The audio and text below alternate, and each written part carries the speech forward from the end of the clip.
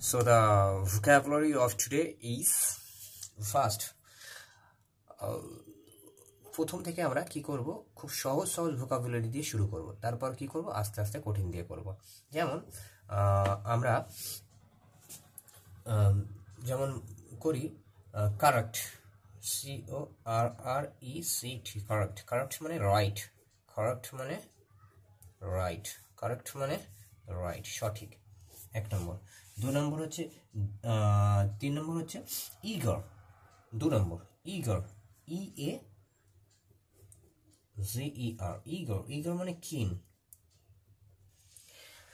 আমরা কি করবো, প্রত্যেকটার যে এগুলো মানেগুলো আছে সেগুলো আমরা ইংরেজিতেই করব, তাহলে কি হবে আমরা বুঝতে সুবিধা হবে। কারেক্ট মানে রাইট, রাইট মানে সঠিক, সঠিক।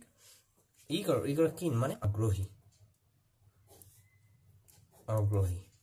তারপরে 3 নম্বরে আজকেকার হচ্ছে ফার্স্ট, FAST, ফার্স্ট। ফার্স্ট মানে কুইক, QUICK, কুইক। কুইক মানে তাড়াতাড়ি,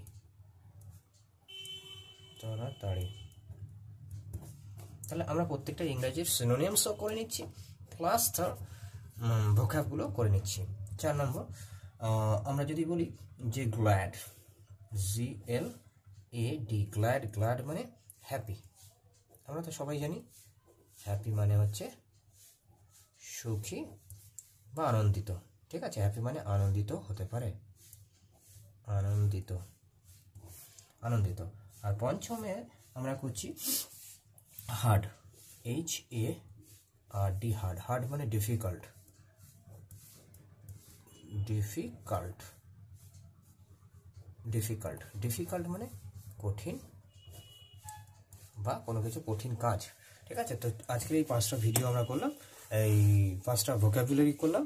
এই ভোকাবুলারিগুলো আমরা কি করে করব, কারেক্ট, রাইট, ঠিক আছে? তো কারেক্ট রাইটের পাশে আমি একটা কনটেক্সট ইউজ করি। তাহলে কনটেক্সটগুলো কীরকম হতে পারে? কারেক্টের পাশে হচ্ছে Ram is correct, correct.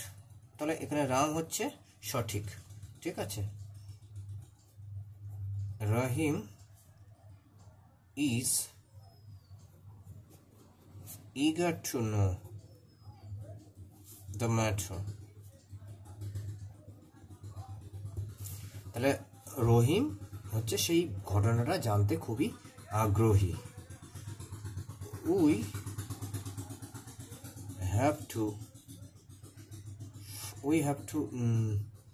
we have to do the sum fast. আমাদের এই কাজটা করতে হবে খুব দ্রুততার সঙ্গে।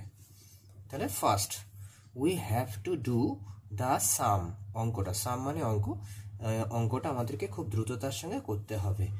I am glad to meet you, আমি তোমার সঙ্গে দেখা করে খুব আনন্দিত হয়েছি।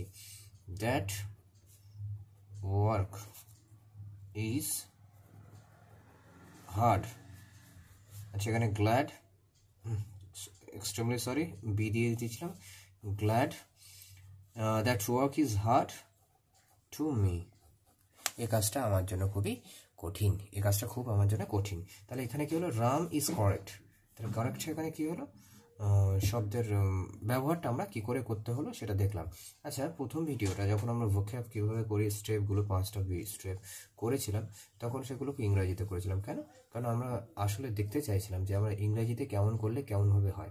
এটা তোমাদেরকে বুঝতে হবে যে ইংরাজি যখন বলছি, যেটা তোমরা শুনছো, সেই ইংরাজিটা শোনার পক্ষে তোমাদের সঠিক হচ্ছে কিনা এবং শুনে সেটাকে বুঝতে পারছো কিনা, এটাকে লিসনিং পাওয়ার বলে। আস্তে আস্তে তোমাদেরকে লিসনিং পাওয়ারটাকে বাড়াতে হবে, লিসনিং পাওয়ার এবং তার সঙ্গে রিডিং পাওয়ার, এবং সেখান থেকে এটা ভোক্যাবটা হচ্ছে, এটা গ্রামাটিক্যাল পাওয়ার। এগুলো যদি সব একসঙ্গে তোমরা করতে পারো স্টেপ বাই স্টেপ, তাহলে কিন্তু তবে ইমপ্রুভমেন্ট হবে। তো কারেক্ট মানে রাইট, রাইট মানে সঠিক, এবং রাম ইজ কারেক্ট একটা সেন্টেন্সে ব্যবহার করেছি। এই সেন্টেন্সে ব্যবহার করাটা কি আমি কনটেক্সট বলেছিলাম, যে